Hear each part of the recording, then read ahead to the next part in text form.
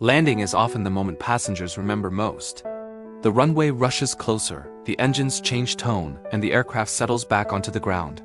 From the cabin, it can feel routine or tense. Inside the cockpit, landing is the most continuous workload phase of the entire flight. Unlike takeoff, landing cannot be paused, delayed, or simplified. Everything happens in sequence, and every second matters. Long before the runway is visible, preparation begins. Weather is reviewed, wind direction and speed are confirmed. Runway conditions are checked.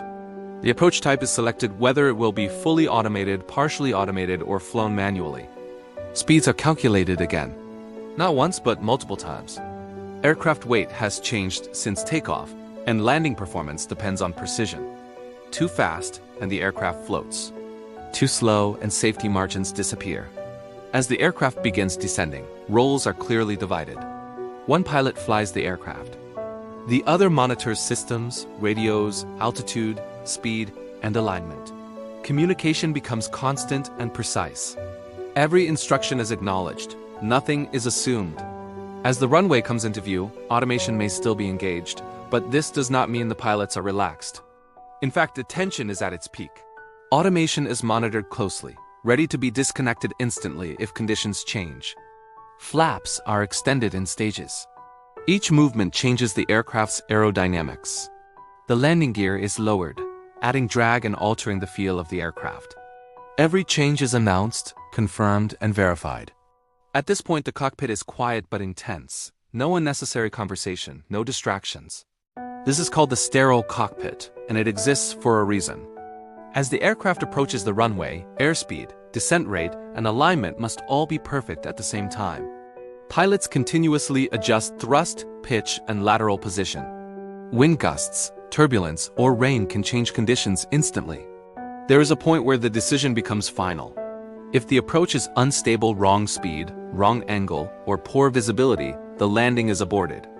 The aircraft climbs away for another attempt. There is no pressure to land, only pressure to land correctly. In the final seconds, the pilot flying transitions focus from instruments to visual cues. The runway perspective matters now. Height is judged by experience, not numbers. Just above the runway, thrust is reduced. The aircraft gently flares. Descent slows. The goal is not softness, it is control. Touchdown happens faster than passengers realize. The moment the wheels contact the runway, the workload spikes again. Spoilers deploy. Reverse thrust is engaged. Braking begins. Directional control must be maintained as speed drops rapidly. Crosswinds require constant correction. Wet runways demand precision. Everything is still happening at high speed. Only when the aircraft slows to taxi speed does the intensity ease. The landing checklist begins.